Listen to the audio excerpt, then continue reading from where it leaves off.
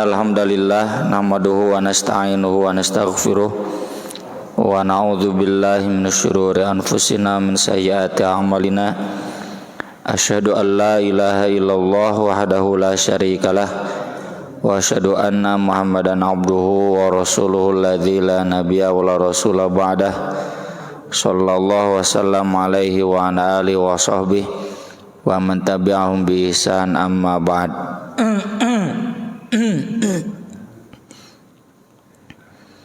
Halaman 211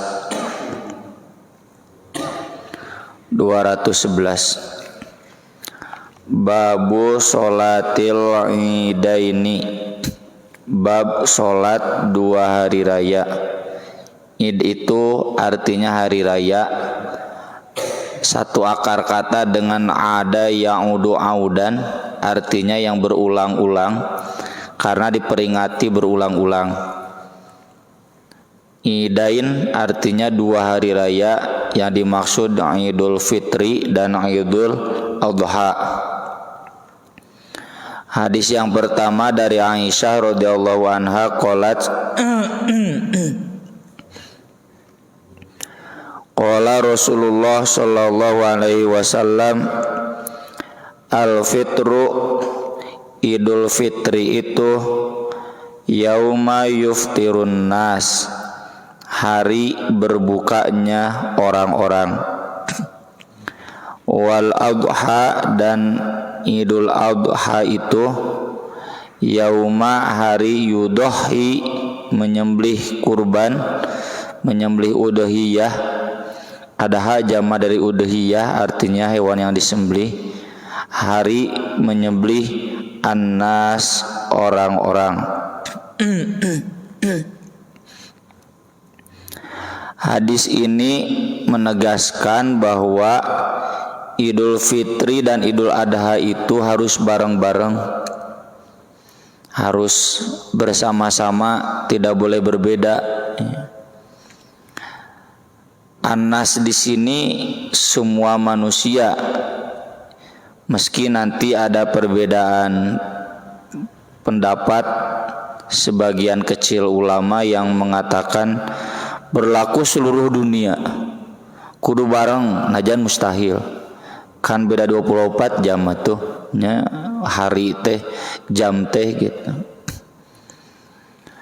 Yang paling tepat sebagaimana saya tulis di Buletin At-Taubah edisi Jumat besok, sudah di-share juga.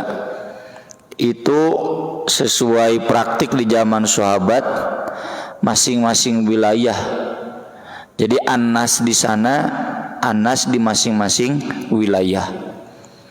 Wilayahnya dalam konteks modern itu para ulama fikih modern sepakat wilayatul hukmi. Wilayatul hukmi itu wilayah pemerintahan. Hukmi itu pemerintahan negara.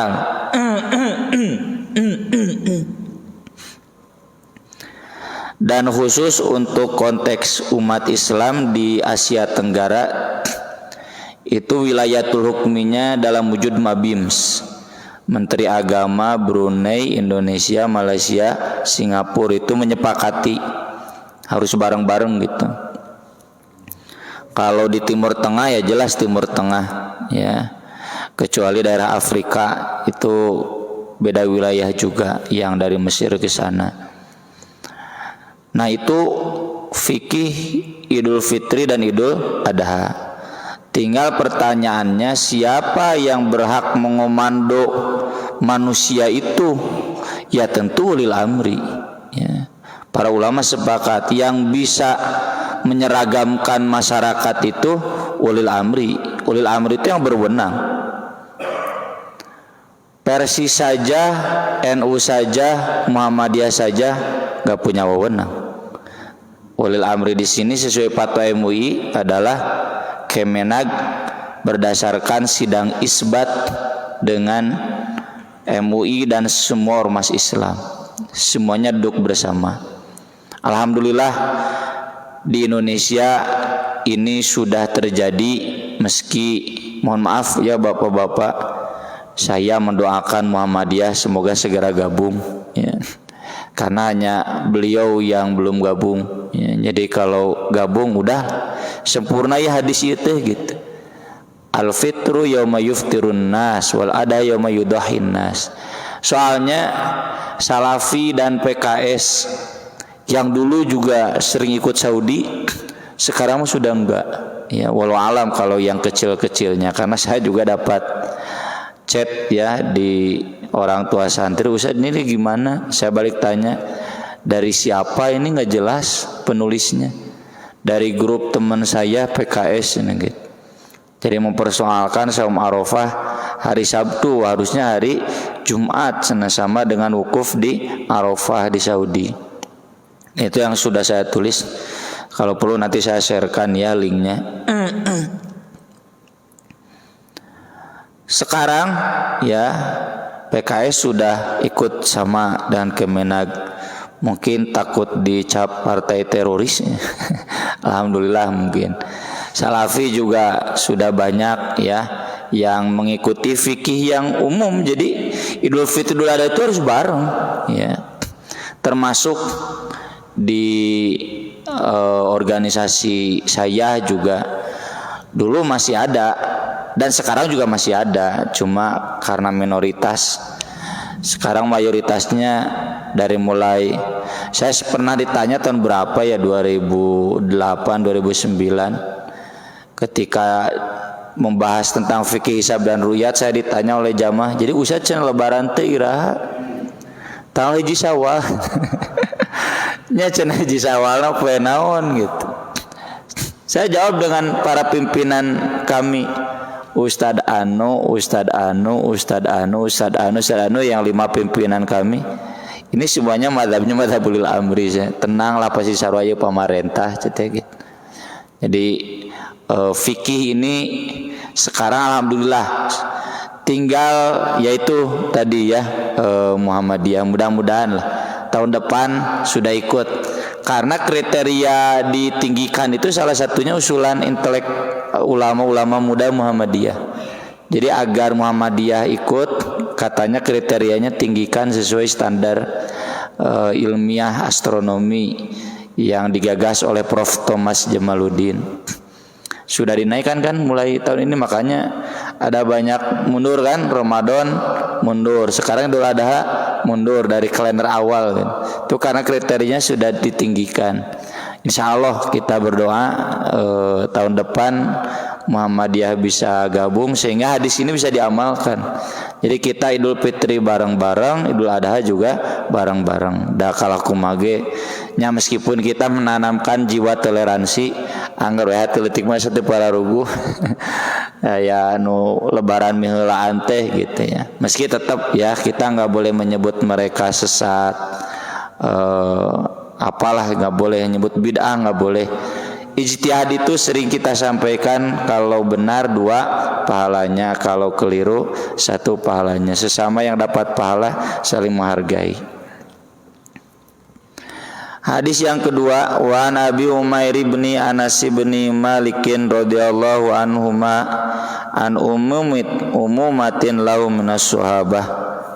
Dari Abi Umair putranya Anas bin Malik, dari salah seorang bibinya sahabat, anna rokban ja'u, ada rombongan pedagang, rombongan kendaraan yang datang ke Madinah.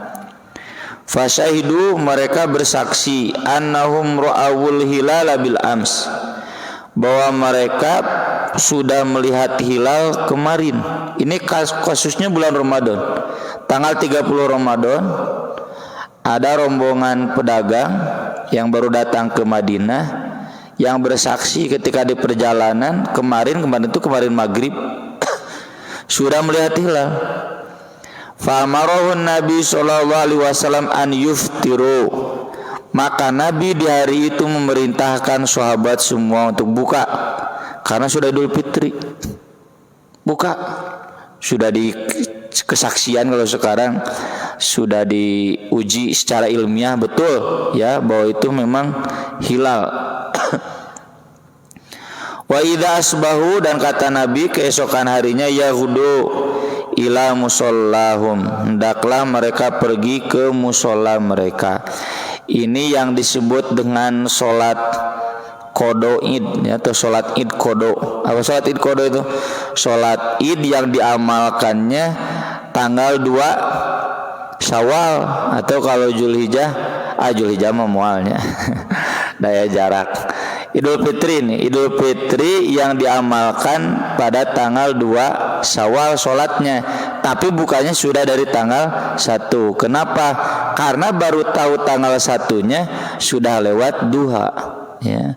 Kalau pagi hari subuh pasti Nabi sholat id, cuma karena sudah lewat waktu sholat id, lewat waktu pagi-pagi, maka Nabi memerintahkan sholat idnya dikodok besok, ya.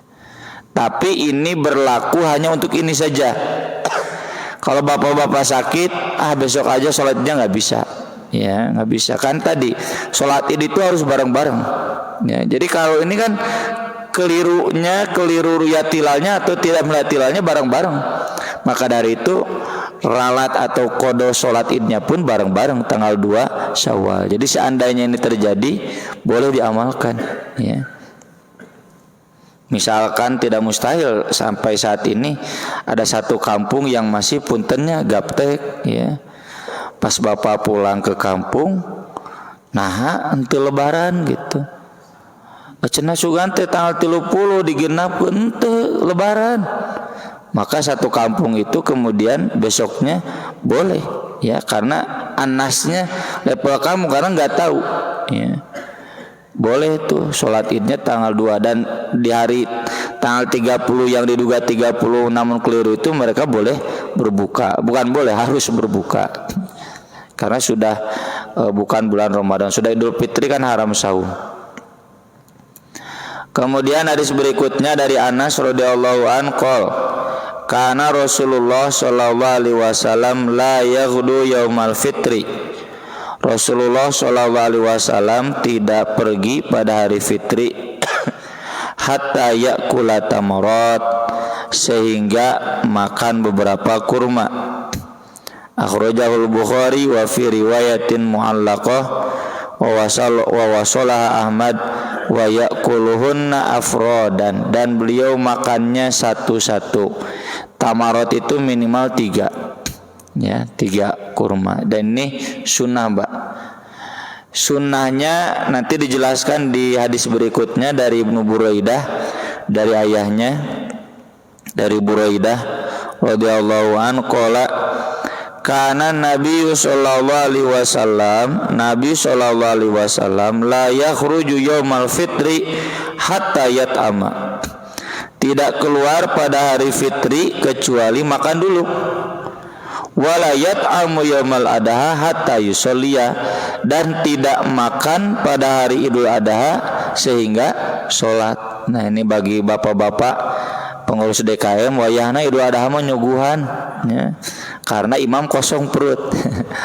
Panitia kosong perut semuanya. Kalau Idul Fitri teu nyuguhan ge teu nanaon, karena kan sudah ada sarapan di rumahnya, sunahnya begitu. Dan yat'ama ini menunjukkan tidak harus korma, ya, pokoknya semua to'am itu kan zamannya bisa gandum, bisa anggur, ya. Kalau kita mau nasi, mau kupat, opor ayam, naon we. Tapi karena nanti besok Idul Adha, wayana apa tahan, ya. Dan ini yang nanti jadi kesepakatan para ulama fikih, Idul Fitri lebih siang daripada Idul Adha. Seukuran 1 tombak bedanya. 1 tombak matahari itu ya kurang lebih sekitar 15 menit lah, ya. Kan dari 1 derajat itu kan 4 menit, ya. Kalau misalkan ukurannya dari matahari ke matahari itu kurang lebih 16 menit, 4 derajat itu sekitar 16 menit. Kalau kita ngitungnya 5 derajat berarti 20 menit beda antara sholat Idul Fitri dan Idul Adha. Jadi kalau Idul Fitri jam 7, Idul Adha setengah 7, ya. Standarnya sudah terbit matahari. Kalau jam 6 kan masih ya remang-remang. Setengah 7 kan udah terlihat matahari. Makanya sholat Idul Fitri memang keur imam kadang ripuh naon serap. Ya, dan kita kan posisinya posisi pas, ya. Jadi kadang serap. Ya. Tapi kalau Idul Adha agak pagi lebih aman. Hadisnya memang doif, tapi para ulama fikih sepakat diantaranya berdasar dari ini. Karena Idul Adha tidak makan dulu, ya, jadi lebih pagi. Dan agar menyembelihnya lebih pagi. Kalau Idul Fitri makan dulu, bagikan zakat dulu kan, makanya lebih siang.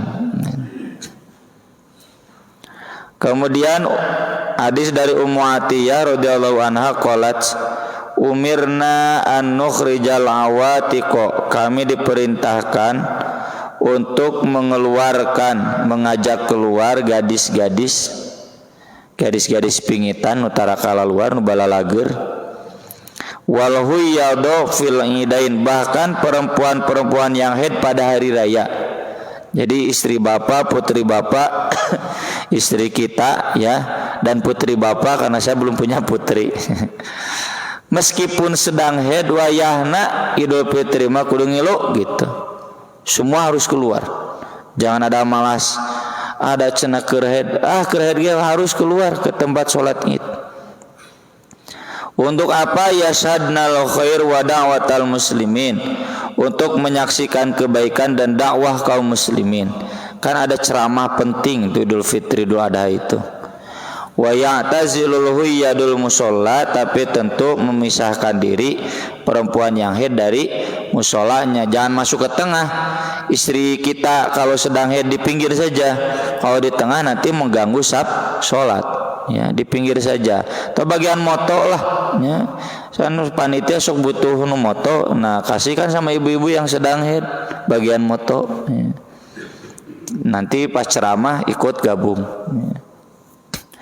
Dalam riwayat lain Ummu Salamah nanya, kan cenah banyak perempuan yang gak punya jilbab, kasih pinjam. Tuh ini jadi dalil bahwa baju lebaran nginjem teh aya dina hadisna. Jadi sampai begitu, kalau mereka merasa belum nggak punya baju yang layak, kasih pinjam oleh kita agar mereka bisa keluar, ya, datang ke tempat sholat Id. Kemudian Ibnu Umar radhiyallahu anhuma menjelaskan, karena Nabi sallallahu alaihi wasallam wa Abu Bakrin wa Umar yusalluna al-idain qabla al-khutbah. Nabi, Abu Bakar, Umar semuanya sholat Id sebelum khutbah. Ya. Kenapa Utsman tidak disebut? Nyamaneran harita sampai zaman Umar. Ya. Dan Utsman pun sama, tidak mengubahnya. Nanti yang mengubah itu Marwan bin Al-Hakam, ada di riwayat Bukhari. Kenapa beliau mengubah jadi khutbah dulu, sholat diakhirkan kayak Jumatan? Karena di zaman beliau lamun beres sholatnya bubar segera tegalega, ya. Jadi disebutkan, saya kan sholat Id di Jalan Astana Anyarnya, pas naik khutbah jol, wah buru dulu di tegalega teh. Nah, cete teh khutbah aya cenah usah dan kitu wae. Jadi kakunaon ge salat teh geus rasaan yang sunnahnya salat unggul khutbah nama henteu, padahal di sini dalilnya tadi justru untuk menyaksikan dakwah kaum muslimin. Dari salatna mah henteu ibu-ibu yang haid juga kan, tapi buat menyimak dakwah kaum muslimin, ya, syiar kaum muslimin itu di ceramahnya. Meski memang ceramahnya tidak wajib, ya, tidak rukun wajib. Sholat pun sudah cukup. Ceramah tidak ikut juga tidak apa-apa. Tidak seperti khutbah Jumat. Tapi tetap Nabi sangat menekankan ibu-ibu yang haid saja harus hadir. Makanya saya pribadi kalau khutbah Id, ibu-ibu mohon tidak buka dulu mukena. Kalau yang buka mohon tidak berisik, gitu. Bapak-bapak kapan naroko carekannya, pada mana lah pak, gitu. Di situ aksan pernah ketika saya ceramah, di sisi tengah rokok bapak-bapak teh, Pak, tolong khidmat, ya ini dakwah, simak dulu, matikan dulu rokoknya, gitu. Nah karena begitu Marwan kemudian mengubah kayak Jumatan, ceramah dulu baru sholat, tapi itu diprotes oleh Ibnu Abbas, oleh Sa'id bin Zubair, ya, oleh para sahabat senior. Marwan itu khalifah sesudah Muawiyah, dan beliau pun kemudian kembali nurut, ya, nggak boleh diubah, ini sudah sunahnya begitu, sholat dulu baru khutbah. Hanya Jumatan saja yang khutbah dulu baru sholat. Kemudian Ibnu Abbas radhiyallahu anhuma menjelaskan anna Nabiyya sallallahu alaihi wasallam shalla yaumal id, Nabi sholat yaumal id pada hari id rakaat ini 2 rakaat, lam yusalli qablahuma, tidak ada sholat sebelumnya, wala ba'dahuma, dan tidak ada juga sesudahnya. Jadi kadang bapak-bapak kebiasaan tahiyatul masjid, tidak tahiyatul lapang, ya. Termasuk kalaupun sholatnya di masjid, ya sudah, meski ada yang membolehkan karena tahiyatul masjidnya, tapi ini hadis Nabi jelas nggak ada sholat apapun. Sholat ba'da nggak ada. Kemudian hadis berikutnya masih dari Ibnu Abbas, anna Nabiyya sallallahu alaihi wasallam shallal id bila adzan wala iqamah, sholat id tanpa adzan dan iqamah. Nanti yang jadi perbedaan, boleh tidak as-sholata jami'ah. Yang benar bukan as-sholatu, as-sholata. Jadi ighra dalam nahwiyah itu as-sholata jami'ah. Nah, di mazhab Syafi'i itu dibolehkan untuk mengumumkan bahwa sholat berjamaah dimulai. Nyada urang ge osok, urang mah bahasana mangga sholat berjamaah orang kawitan, nah gitu kan, itu teh bahasa Arabnya as-sholat jami'ah gitu. Tapi Ibnu Qayyim al-Jauziyah tegas mengatakan nggak ada sholat jami'ah juga, yang ada cuma satu di sholat gerhana. Kalau di sholat gerhana ada sholat jami'ah, tapi kalau Imam Syafi'i, ya di sholat gerhana ada, berarti di sholat id pun boleh, karena intinya mengumumkan kita mulai sholat berjamaah. Dan ini tidak perlu risih, pokoknya mah apapun caranya tong nepikeun kayak jamaah nu takbiran kene urang geus sholat gitu ya, bagaimana caranya, yang jelas jamaah siap untuk sholat berjamaah. Kemudian hadis Abu Sa'id Al-Khudri radhiyallahu an qala kana Rasulullah sallallahu alaihi wasallam la yusolli qoblal idi syai'an, Nabi tidak sholat apapun sebelum id. Faida roja'a ila manzilihi sholla rakaataini, tapi kalau beliau pulang ke rumahnya beliau sholat 2 rakaat. Jadi ini taksis dari hadis yang tadi, tidak ada sholat sebelumnya dan sesudahnya, kecuali ketika pulang ke rumah sholat 2 rakaat. So ini para ulama menyebutnya sholat ba'da id. Enggak ada di lapang itu, yang adanya hanya di rumah, ya. Saya pun mengamalkannya, ya alhamdulillah, karena memang diajarkan dalam sunnah. Kemudian wa anhu qala, masih dari Abu Sa'id radhiyallahu an, ia menjelaskan kana Rasulullah sallallahu alaihi wasallam yakhruju yaumal fitri wal adha ilal musalla. Rasul sallallahu alaihi wasallam keluar pada hari fitri dan adha ke musolla. Musolla itu bukan masjid, tempat sholat lapangan terbuka, daerah Butahan yang arah ke pasar Butahan. Jaraknya dari masjid kurang lebih, ada di tulisan saya di website, lupa lagi, ya kurang lebih 700 kilo 500 meter, bukan kilo, 500 meter ya. Jadi dekat masjid. Dan ini jadi dalil ya, sunnahnya memang sholat id itu di lapang. Boleh tidak di masjid? Boleh ya. Di gedung boleh. Di rumah kalau memang tidak ada lapang boleh ya. Kalau sakit boleh ya. Para ulama sepakat, karena sholat id itu di riwayat Bukhari, hadza idunal Islam, ini hari raya kita umat Islam. Rombongan yang sedang dalam safar sholat id di kereta boleh ya, dimanapun boleh. Beda dengan Jumatan. Kalau Jumatan kan harus ada jami ya, berkumpul berjamaah dan di satu tempat. Kecuali kalau satu tempat itu sudah penuh boleh, jangan pas sewang-sewangan, jami harus bersatu di satu tempat. Tapi kalau sholat id boleh. Hanya sunnahnya di musola. Ini juga yang sekarang kan kendalanya di kota Bandung itu banyak masjid yang nggak punya lapang. Ya. Boleh tidak di masjid? Saya sering jawab boleh. Sunana di lapang. Ya sunah di lapang bukan berarti haram di masjid.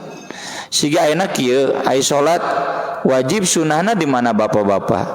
Di masjid kan? Boleh di rumah? Boleh. Ya. Boleh di kantor? Boleh. Begitu. Ya, salat Id juga sama. Bahkan saya sampai bilang Masjidil Haram masjid lapang. Dan Masjid Nabawi masjid lapang. Nah, cita di Masjidil Haram tadi Arafah tak lapang, Arafah malega. Tadi Mina komo aja. Masjidil Haram boleh. Kalau ada sholat di Masjidil Haram menunjukkan boleh di masjid gitu. Jadi bagi yang memang nggak ada lapang, masjidnya gede di masjid boleh, bukan bid'ah. Ya. Kan perbuatan Nabi itu tidak berarti menunjukkan haram yang menyelisihinya. Utamanya di masjid begitu. Ya di masjid, utamanya di musola, di lapangan terbuka. Wa awwalu syai'in yabda'u bi shalah. Hal pertama yang beliau lakukan adalah sholat. Kalau takbiran enggak disebut ya, takbiran itu ada otomatis. Dari sejak keluar rumah takbiran.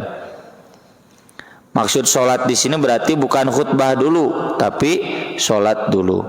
Tsumma yansarifu, kemudian Nabi selesai fayaqumu muqabilan nas, lalu berdiri menghadap jamaah, wan nasu ala sufufihim. Nah ini, dan jamaah tetap di safnya, tidak beranjak.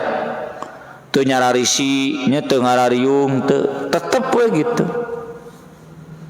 Faya'idhuhum wa ya'muruhum, lalu Nabi menyampaikan ceramah kepada mereka dan menyampaikan perintah-perintah kepada mereka. Ini jadi dalil yang menguatkan tadi, berarti sholat dulu, sudah sholat baru khutbah. Dan kita semua jamaah tetap dalam posisi saf. Kemudian hadis berikutnya dari Amr bin Shu'aib, dari ayahnya, dari kakeknya. Ia berkata, Nabi SAW bersabda, At-takbir fil fitri sab'un. Takbir dalam Idul Fitri itu sab'un fil ula, 7 di rakaat pertama, wa khamsun fil ukhra, dan 5 pada rakaat yang kedua, wal qiraatu ba'dahuma kiltaihima, dan bacaan sesudah takbir itu kedua-duanya sebagaimana biasa. Bukan berarti Idul Fitri saja ya, termasuk Idul Adha. Nah yang jadi pembahasan di para ulama, ini 7 teh dengan takbiratul ihram tidak, 5 teh dengan takbir sholat tidak, takbir bangkit. Ini ada 2 pendapat, dan 2 pendapatnya ini juga dua-duanya nggak ada dalil, cuma fikih ya. Saya pribadi lebih aman 7 itu 7 takbir. Takbiratul ihram kan takbir, berarti dihitung 7 dengan takbiratul ihram. Ketika bangkit juga itu kan takbir ya. Jadi hitung juga itu plus 4 jadi 5. Tapi kalau misalkan ada yang takbirnya jadi 8 dan 6, karena takbir intikal tidak dihitung, nyata kenapa saya hafal. Ya, subhanallah lebih tinggi enggak usah. Ya. Ini kan takbir yang wajibnya yang tadi, yang takbiratul ihram dan yang intikal, sisanya itu takbir sunat. Bahkan ya saya juga dapat cerita dari Ustaz Syarif Lukman ketika saya silaturahmi ke rumahnya lebaran. Aduh cenah saumur-umur sholat id di lembur sorangan eta cenah poho takbir. Padahal di situ aksan di tanah air Ustaz Lukman gitu. Saya belum pulang, saya ketika pulang langsung ke silaturahmi ke Ustaz Lukman. Anak seumur-umur poho jeung poho teh can di lembur sorangan. Untung saya di lembur sorangan. Coba mau di lembur batur gitu. Nah yang jadi pertanyaan jamaah sah, satu sholat sah karena yang rukun wajibnya takbiratul ihram dan takbir intikal. Jadi ada juga kasusnya biasanya imam itu zaman saya makmum takbiratul yang pertamanya 7, pas rakaat kedua langsung bismillah dah gitu. Subhanallahan we, subhanallah terus nelenyeng ya udah. Mau apa lagi ya. Sholatnya tetap sah. Pihak yang mempersoalkan, setahu saya Muhammadiyah, ini karena menilai hadis ini doif. Doifnya di mana ada rawi katanya yang doif. Yang kedua, ini Amr bin Syu'aib itu menerima dari Syu'aib, menerima dari kakeknya Abdullah bin Amr. Ini Syu'aib itu cucunya Abdullah bin Amr. Ini katanya nggak ketemu. Makanya Imam Bukhari tidak meriwayatkan hadis Amr bin Syu'aib. Tapi jawaban para ulama hadis menilai ketemu karena Syu'aib diasuh sama Abdullah bin Amr, ya. Maka dari itu para ulama hadis Abu Dawud, Ibnu Majah, Imam Ahmad meriwayatkan, ya. Mereka menerimanya sebagai hadis yang sahih, masa kita tidak menerimanya? Bagaimana bacaan dalam sholat Id dijelaskan oleh Abu Waqid Al-Laitsi radhiyallahu anhu qala kana Nabi sallallahu alaihi wasallam yaqra'u fil adha wal fitri. Nabi sallallahu alaihi wasallam pernah membaca dalam Idul Adha dan Idul Fitri Qaf waqtarobat. Qaf surat 50, 2 halaman 3/4. Iqtarobat surat Al-Qamar 2 halaman setengah. Kabayang ya. Lamun di Baitur Rahman jigana setengah jam teh salat teh unggul. Saya saja yang pernah baca Ambasa dan Idza Syamsu Kuwirat di Cianjur, saya masih ingat beres teh dah wah cenah Ustaz sae khutbahna mun eta cenah saur Bu Haji nunjuguan teh ni panjang teuing. Cacakan Ambasa kan sehalaman, Idza Syamsu Kuwirat sehalaman, meni panjang teuing cenah gitu. Komo pakai ieu qafnya hampir 3 halaman. Iktarobati sa'a 2 halaman setengah. Jigana mau dijadwal deui. Tapi kan sudah kita bahas kemarin hadisnya ya. Nabi juga pernah di sholat Id baca Al-Ghoshiyah dan Al-A'la. Tae-taelahnya standar urang matang panjang teuing. Bisa di dehem-dehem ku makmum. Kemudian dari Jabir radhiyallahu an qala kana Rasulullah sallallahu alaihi wasallam idza kana yaumul id khalafat tariq. Nabi apabila hari Id membedakan jalan. Nah, ini Pak Haji Asep gimana nih beda jalannya? Kalau saya mudah ke sini, berangkat jalan Cigondewa, pulang jalan Kopo. Nah, beda jalan. Dan selalu begitu. Kalau berangkat jalan sana, pulang jalan sini. Dan bukan hanya Id saja Nabi membedakan jalan, di semua safarnya Nabi itu membedakan jalan. Buat apa?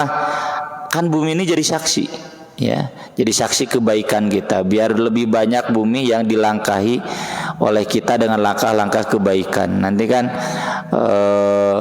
yauma idzin tuhadditsu akhbaruha. Bumi akan memberitahukan berita-berita kebaikan kita. Jadi lebih banyak tempat yang kita jelajahi itu lebih meluas syiarnya. Jadi teu didinya we unggul menyebar nya ente oge Pak teu doraka nya bilih misalkan Pak Haji Jamal pamang teu murilna jadi kadutu. Muter teuing misalkan enggak apa-apa ya. Kayak di TKI itu ketua DKM-nya di depan masjid rumahnya.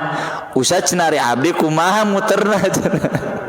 Nyata saya Pak Haji cerita hari itu tiasa muter gitu dan memang tuh bisa jangan kudu keluar lah komplek.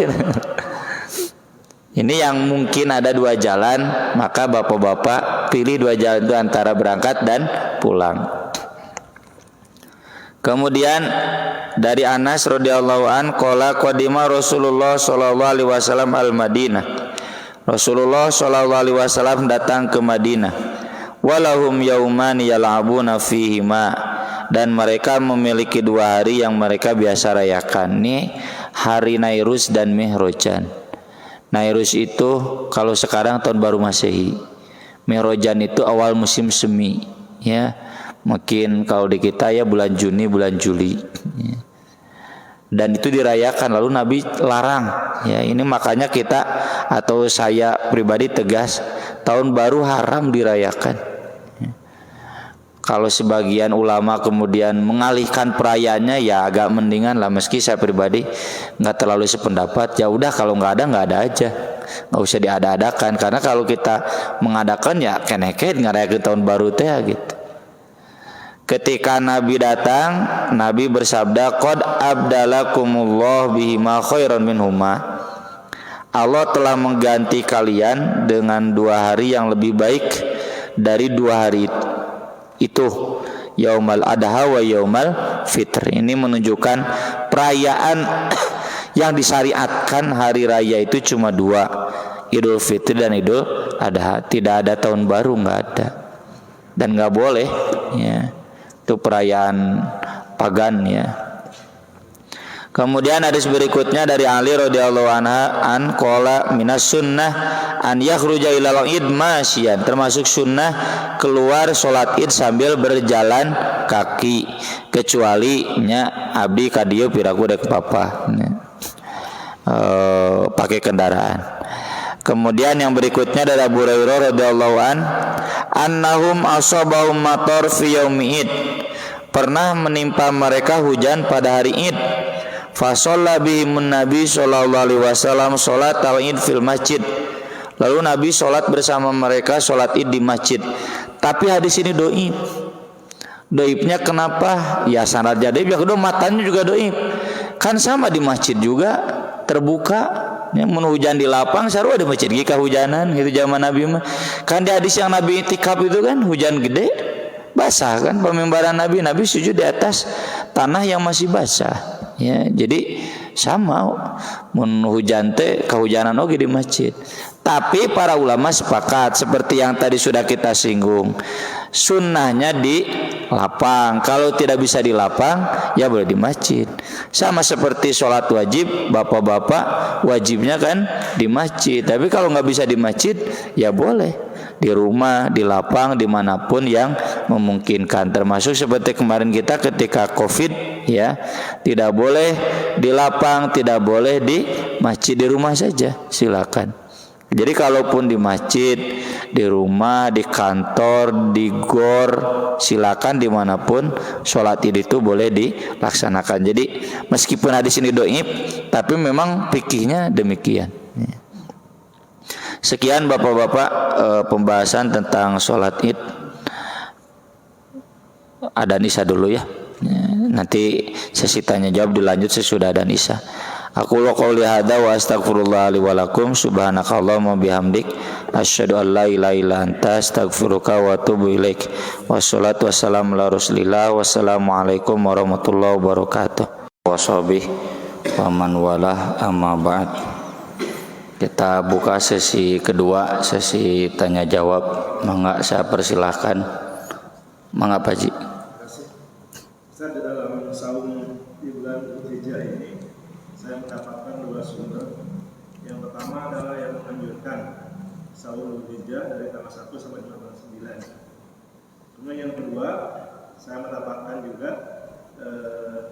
bahwa hadis-hadis yang menyatakan saum dari tanggal 1 sampai tanggal 8 itu dhaif. Nah, yang mana yang mesti diikuti? Yang kedua, tentang sholat berjamaah di masjid. Andai kata sholat berjamaah di masjid, imamnya itu banyak yang melanggar sunnah Rasul.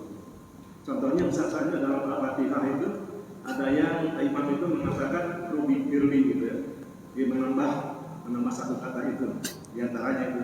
Nah, sehingga saya menjadi ragu di sholat masjid itu apakah lebih baik di rumah saja berjamaah dengan keluarga atau tetap sholat di masjid itu. Terima kasih.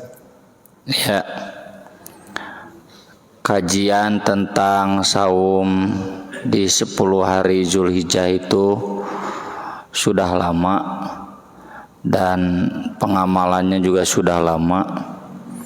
Mohon maaf kalau saya memastikan ulama yang menilai dhaif itu yang penilaiannya terlalu terlalu sembarangan. Di Sahih Bukhari saja ada bertanya kepada Ibnu Abbas, boleh tidak saumul ayyamil asri sebelum qada Ramadan? Kata Ibnu Abbas, qada Ramadan dulu, kemudian saum ayyamil asri. Saum ayyamil asri itu tanggal 1 sampai 9 Zulhijjah. Seandainya memang doif bid'ah, mustahil sahabat membiarkan. Itu di Sahih Bukhari. Kemudian hadis yang mengatakan tidak ada cuma hadis Aisyah saja, riwayat Muslim. Sedangkan istri Nabi yang lainnya Ummu Salamah dan Zainab menyatakan ada, ya. Bahkan, nah ini kesalahan saya ya. Dulu itu ulama yang menilai doif itu dia pernah nulis di websitenya bahwa ini hadis sahih, cuma dia salah menerjemahkan. Dia menerjemahkan saumu asri Dzulhijjah itu saum tanggal tis'a Dzulhijjah itu saum tanggal 9 Dzulhijjah. Padahal harusnya tis'a Dzulhijjah itu 9 hari Dzulhijjah. Tapi setelah saya kemukakan bahwa itu begitu, kok dia jadi mendoibkan gitu, aneh. Gara-gara ku abdi ditulis, dikoreksi salah terjemah, itu bukan tanggal 9 tapi 9 hari Dzulhijjah, jadi didoibkeun gitu. Nah, ini perilaku ilmiah seperti ini kurang bagus ya sebagai adab. Kemudian yang ketiga, silahkan Bapak buka kitab-kitab fikih, kitab hadis. Kalau ada yang mendoifkan, mangga, saya akan mengakuinya. Tapi udah nggak ada yang mendoifkan atuh Pak. Ya. Saya Albani wen tukang ngadoifkan, nggak berani mendoifkan hadis itu. Ya. Kita buka kitab fikih mazhab Syafi'i, mazhab Hanbali, mazhab Maliki, mazhab Hanafi. Di kitab Al-Fiqhul Islami wa Adillatu ada. Buka Fathul Bari, Syarah An-Nawawi, Aunul Ma'bud, Fathul Ahwazi, Nailul Autor, semuanya membenarkan. Ini yadullahi ma'al jamaah ini. Jadi kalau ngotot ya menyalahkan semua ulama hadis, semua ulama fikih, ini apa namanya ini? Ya, ini kan apa istilahnya itu hegemoni bukan hegemoni intelektual ya. Ya, penyimpangan intelektualisme lah ya. Saya sering mengatakan kalau memang tidak mampu mengamalkan karena ripuhnya, ya sudah, nggak usah membid'ahkan, nggak usah menganggap bodoh para ulama hadis ya. Ilmu hadis itu praktiknya ya ulama hadis. Ilmu hadis yang kita pelajari itu praktiknya ulama hadis. Para ulama hadis saja memakai ilmu hadis, nggak ada yang mendoibkan ya. Kok kita sok tahu ya. Ini maaf ya kalau saya agak kasar. Sok tahu daripada ulama hadis, merasa lebih pintar. Harusnya kalau memang berpendapat bahwa itu doif, ya tetap disisakan ruang kecil dalam hati bahwa akui para ulama membenarkan. Jadi jangan seolah-olah dia saja yang paling tahu hadis ini semua hadis doif, udah selesai. Tidak dibuka ruang kajian. Ini ulama hadis ini menilainya sahih, ini sahih. Meni embung ngajelasin gitu teh gitu. Apa susahnya? Yang dipersoalkan itu sahabat Mujibah al-Bahiliyah. Dan para ulama hadis sampai Ibnu Hajar menyebut dia sahabiyah. Enggak jelas cina siapa dia. Sahabat itu jangankan enggak jelas bagaimana sifatnya, tidak disebutkan namanya pun sahih. Kayak tadi di sini ada hadisnya. Enggak disebutkan namanya, banyak di Bulughul Maram. Para ulama sepakat sahabat itu enggak disebutkan namanya pun, asal sahabat sahih. Sahabat itu semuanya adil. Yang menolak teori ini cuma satu, Syiah. Masa saya harus menyebut mereka Syiahnya? Enggak mungkin juga gitu. Jadi tolong ya, kalau kita punya kajian yang merasa ini kajian baru, penemuan hebat yang tidak diketahui oleh ulama-ulama sebelumnya, tetap sisakan ruang adab. Ini ulama-ulama mensohihkan. Menurut saya tidak tepat, tapi kita harus menghargai para ulama. Gitu apa susahnya ya. Jadi ini soalnya pertanyaan seperti Pak Haji ini sudah terlalu sering gitu. Saya pun mohon maaf kalau menjawabnya agak emosional ya, karena nyahese ngabejaana kudu kumaha gitu ngabejaana. Kalau tidak mampu, tidak setuju, hargai ulama 4 mazhab, ulama hadis dari mulai para sahabat sampai Syekh Albani, Syekh Utsaimin, enggak ada yang mendoibkan hadis itu ya. Yang kedua, kalau Bapak sholat di masjid yang imamnya misalkan pakai robik firli amin, cari aja masjid yang lain, jangan di rumah, kan banyak masjid apa ya. Cari saja masjid yang lain. Masih keneh kaudag ku jalan kaki mah gitu, atau masih kaudag ku motor mah ya, cari saja ya. Yang jelas sunnah Nabi yang itu tidak kemudian dilanggar. Kita tetap prioritaskan sunnah Nabi. Bapak-bapak sholat wajib berjamaah di masjid. Mangga yang lainnya. Ya deh Pak. Terus jelas banyak saum Arafah tanggal sabaraha. Beli pada lebaran Sabtu abdi ge Pak moal disisilannya mung bade usul lebaranna Ahad. Supaya seragam. Nggak ada lagi? Ya, kalau nggak ada lagi cukup jelas. Terima kasih. Mudah-mudahan bermanfaat. Oh ya, mangga.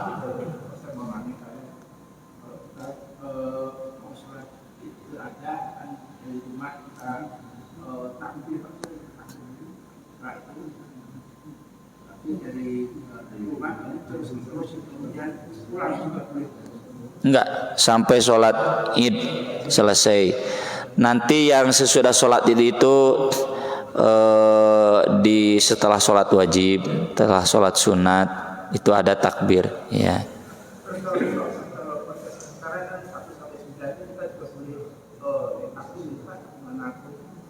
Oh iya. Jadi begini ya. Di Al-Qur'an itu di surat Al-Hajj, liyadhkurusmallah fi ayyamin ma'lumat ya. Kalau di Al-Qur'an di Al-Baqarah wadhkurullah fi ayyamin ma'dudat. Ibnu Abbas menafsirkan al-ayyamul ma'lumat ayyamu asyri, al-ayyamul ma'dudat ayyamut tasyrik. Jadi ayyamul ma'lumat itu 10 hari Zulhijjah pertama. Kalau ayyamul ma'dudat itu hari tasyrik 11, 12, 13. Dan keutamaan 10 hari Zulhijjah itu Bapak bisa temukan dalam tafsir Al-Fajr, wal fajri walayalin ashr. Itu Ibnu Katsir menguatkan, mayoritas menguatkan itu ayyamu asyri Dzulhijjah. Imam Bukhari sendiri menulis bab khusus tentang 10 hari Dzulhijjah ini ya. Sampai beliau mengutip hadis yang mutawatir, tidak ada amal apapun yang selevel jihad yang paling utama selain amal 10 hari Dzulhijjah ini. Kecuali yang mengalahkan tuh kalau pulang dari perang tinggal nama, mati syahid. Jadi ini amal utama.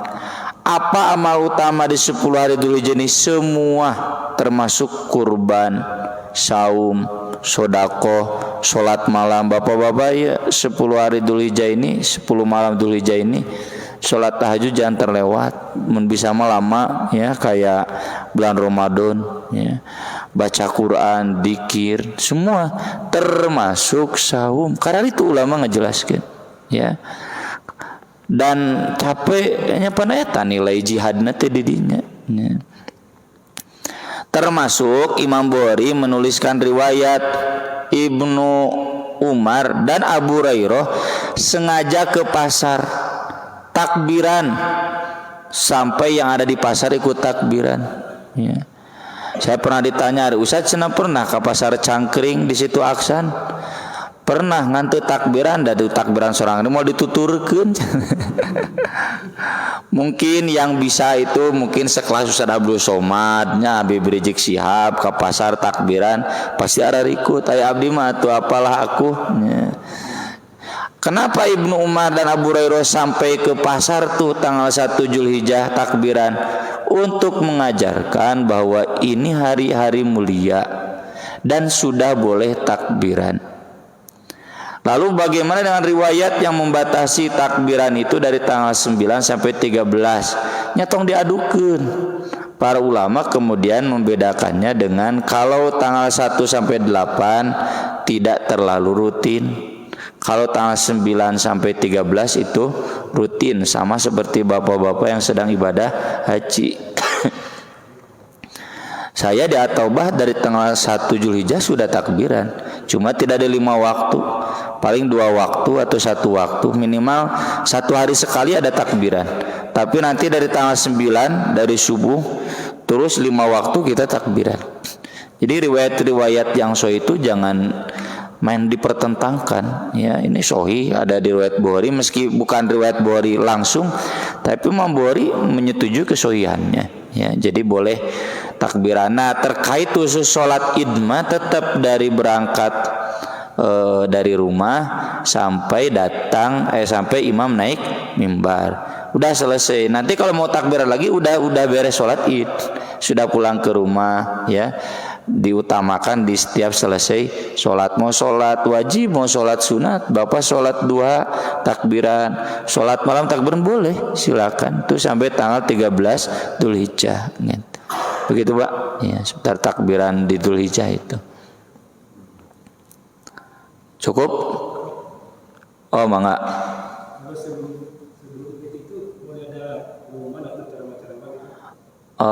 Boleh, ya boleh. Asal jangan dianggap satu rukun saja, ya. Mengumumkan zakat misalkan, ya, mengumumkan kurban boleh, ya. Tidak ada larangan. Jumatan itu sebetulnya yang terlarang itu tahalluk. Tahalluk itu bikin halakoh. Halakoh itu bikin acara sebelum Jumatan. Kalau pengumuman nggak ada larangan saklek. Cuma memang beberapa asatidah memahami pengumuman itu bagian dari tahalluk, padahal hemat saya bukan. Ya, jadi pengumuman sebelum sholat Jumat itu bukan tahalluk. Tahalluk itu bikin halakoh, lingkaran-lingkaran. Ini mau Jumatan ada di sini ada halakoh setoran Quran, di sana kajian Bulughul Maram, di sini kajian itu nggak boleh. Ya, harus untuk sholat intidor saja. Ya. Kalau kemudian diselingi dengan pengumuman, kita nggak menemukan larangan, ya. Meski ya untuk kehati-hatian sebaiknya tidak boleh, ya. Nanti pengumumannya sudah sholat Jumat, silakan, atau ditempel bisa, mangga etama sapertos biasa nyangakeuna ke ketua DKM. Mangga, bagaimana baiknya? Kalau larangan saya nggak menemukan, ya. Jadi nggak berani mengharamkan sesuatu yang nggak jelas haramnya, ya. Yang jelas haram dilarang itu tahalluk, bikin acara kajian halakoh sebelum Jumatan nggak boleh, ya. Cukup mungkin Pak, ya. Terima kasih. Insyaallah nanti kita sambung dengan sholat gerhana atau sholat kusuf. Aku qouli hadza wa astaghfirullah li wa lakum. Subhanakallahumma bihamdik asyhadu an la ilaha illa anta astaghfiruka wa atubu ilaik. Wassalatu wassalamu ala Rasulillah. Wassalamualaikum warahmatullahi wabarakatuh.